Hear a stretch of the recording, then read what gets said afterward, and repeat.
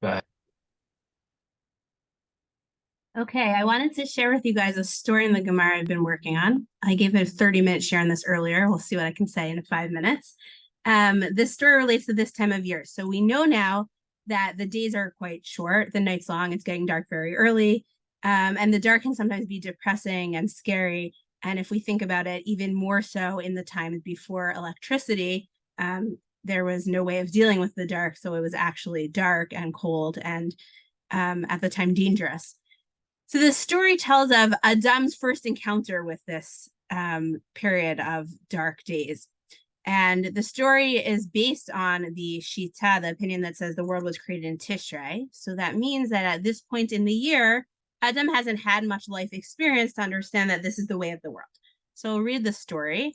So this is in Avoda's Masachet Avodah Zarah Daf Chet. So the story says like this: Tanu Rabbanan, Lefi shera'a Adam harishon yom shemitma'eh v'holech. So our sages taught Adam saw that the day was progressively getting shorter.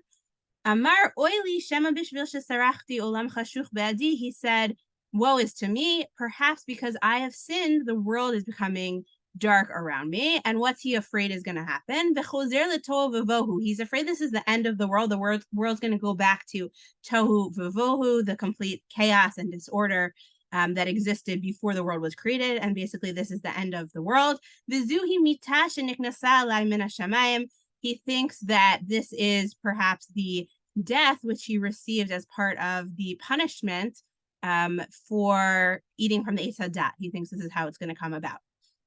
And he's very concerned and he's scared. And so what does he do? So he gets up and he spends 8 days fasting and davening to Hashem. And what happens? So the continuation of the story is it turns around.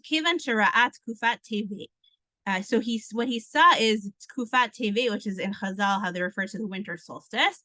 And so basically that's the longest night of the year. And from there on out, the day starts getting a bit longer, the night gets a bit shorter.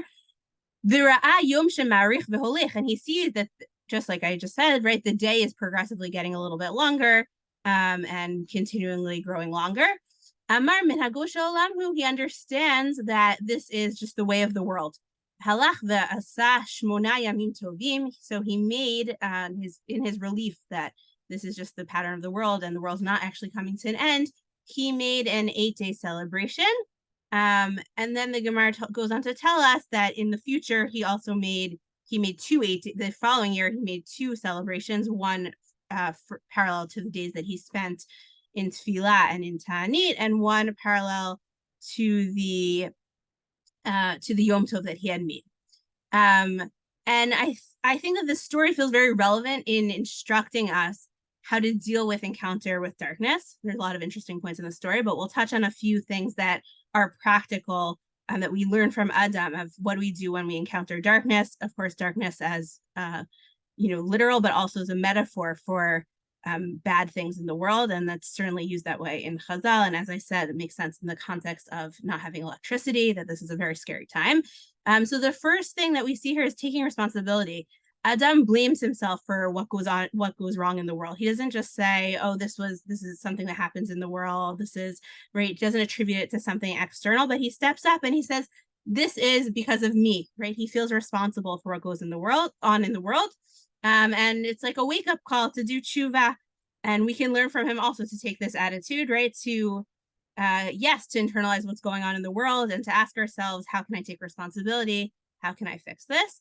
And the second thing that we see that he does is he has these days of fasting and davening to Hashem.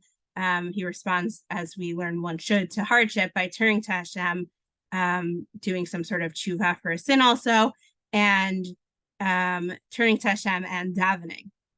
One other point that I'll make is there's another story that's very similar that in Breshit Rabbah and the Yerushalmi that takes place on Motzei Shabbat, and it talks about Adam's first experience of nighttime. That was the first time the sun set.